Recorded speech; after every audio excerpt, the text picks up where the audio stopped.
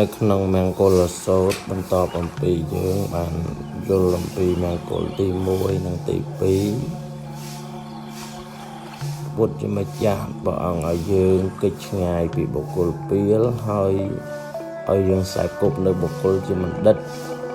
ពីព្រោះបុគ្គលពីលនាំឲ្យយើងវិនាសហើយឯបណ្ឌិតនាំឲ្យយើងសុខរីកចម្រើននេះជាជំហាននៃការរីកចម្រើននៅក្នុងដំណើរជីវិត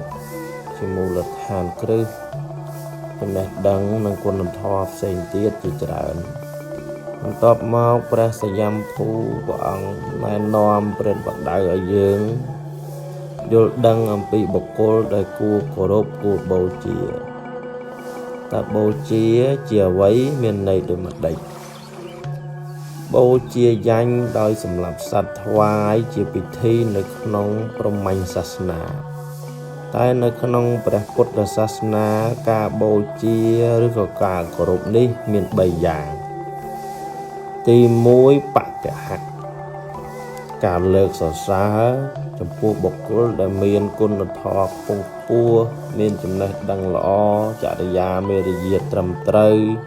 និងមានការប្រព្រឹត្តថ្លៃថ្នូរគួរជាទីគោរពទី2សក្ការៈការថ្វាយប្រគេនជូននៅរបស់របរប្រើប្រាស់អាហារហូបចុកគ្រឿងស្លៀកពាក់ទីសេនាសនៈថ្នាំសម្រាប់កែរោគជូនចំពោះបុគ្គលដែលយើងគោរពយើងបូជាទី3សមានៈការរាប់អានដោយសេចក្តីពេញចិត្តឆន្ទៈនិងសេចក្តីស្និទ្ធស្នាលជាបងប្អូនជាមិត្តជាសម្លាញ់នឹងគ្នាការគោរពជាការសម្ដែងនៅឥរិយាបថ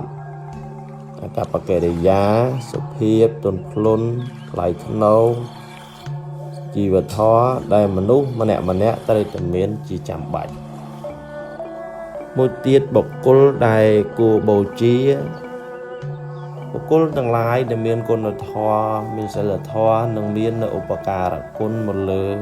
យើងហើយយើងត្រូវសម្ដែងសេចក្តីគោរពស្រឡាញ់រាប់អានដោយទឹកចិត្តស្មោះស្ម័គ្របុគ្គលដែលគួរបូជានោះមានដូចជាទី1ព្រះពុទ្ធព្រះបច្ចេកពុទ្ធព្រះអរិយសាវកដែលមានឈ្មោះថាបូជនីយបុគ្គលពីព្រោះព្រះអង្គបរិសុទ្ធឆ្ងាយចាកសត្រូវកិលេសរឿងសៅហ្មងដែលយើងទាំងអស់គ្នាចាត់ទុកថាជាអរិយជនដែលគួរគោរពបូជាយ៉ាងក្រៃលែងទី2ព្រះសង្ឃ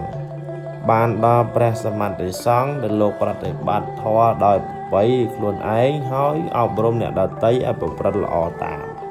ទី3ព្រះមហាក្សត្រតាំងនៅក្នុងទសពិធរាជធម៌ជាធម្មរាជាស្ដេចប្រកបដោយធម៌ចាត់ទុកថាជាបុគ្គលដែលគោរពរបស់អាណាប្រជានុរាស្ត្រទី4មេត្តាបិតានិងរៀមច្បង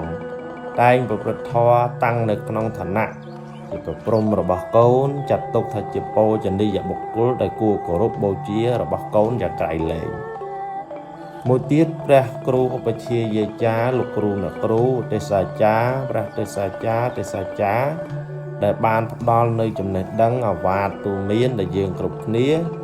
ដែលគេចាត់ទុកថាជាមេត្តាបិតាទី2របស់យើងគ្រប់គ្នាចំណុចមួយទៀតគឺការគោរពចវាយនាយឬអ្នកគ្រប់គ្រងដែលស្ថិតនៅក្នុងសិលធម៌សុជីវធម៌អនុគ្រោះប្រយោជន៍ដល់អ្នកនៅក្រោមអាវាតបុគ្គលទាំងឡាយនេះសុទ្ធតែបានផ្ដល់នៅសេចក្តីសុខចម្រើនចំណេះដឹងដល់យើងគ្រប់គ្នា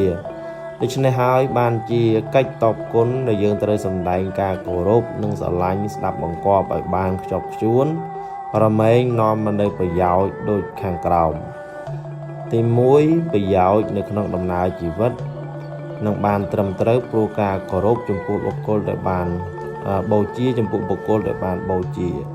ទី2កម្ចាត់បងនៅអពមង្គលកាលណាបើយើងគោរពចំពោះមនុស្សល្អហើយមនុស្សល្អតែងនៅជុំវិញយើងហើយចំណែកមនុស្សអាក្រក់តែងតែនាំនៅអពមង្គលមកឲ្យយើងហើយមិនហ៊ាននៅក្បែរទេឃ្លាតឆ្ងាយពីយើងទី3មិនវង្វេងវង្វាន់ស្មារតី នឹងយើងគោរពហើយអត់វង្វេងទេស្មារតីរបស់យើងទី4អាចសម្អាតចិត្តឲ្យបរិសុទ្ធស្អាតទី5អានិសង្ឃគឺមានកើតឡើងនៅក្នុងគណៈចិត្តរបស់យើងនឹងឯងធំធេងនឹងបានជាប្រាជ្ញលោកឲ្យកំណត់ពិចារណាបុគ្គលដែលមានគុណធម៌ខ្ពស់មានសិលធម៌